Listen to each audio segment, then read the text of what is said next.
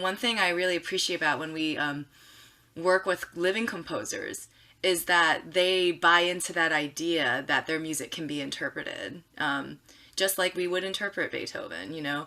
And so one thing I think that is a little bit of a stumbling block for modern or living composers now is that they're so particular about how exactly they want everything that it's hard for musicians to interpret it, because and I'm not sure, I'm not saying like all of them are like this, but some of them, you know, maybe it's because we have the technology and the music writing software and they listen to the MIDI or whatever, you know, like, and they're like, oh yeah, I want it that way. And if they don't hear it that way live, they're like, no, no, no, no, you know.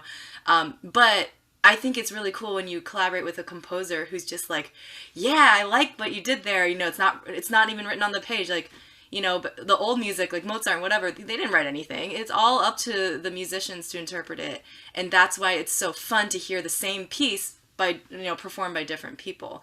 So I really do appreciate when WindSync, you know, works with a composer that's just open to like how we would put our own spin on things, because WindSync does put our own spin on things quite a bit. But it's all like for the greater good, and like we want this piece to succeed, you want this piece to succeed, and another group will play it differently and it'll be just as cool, you know.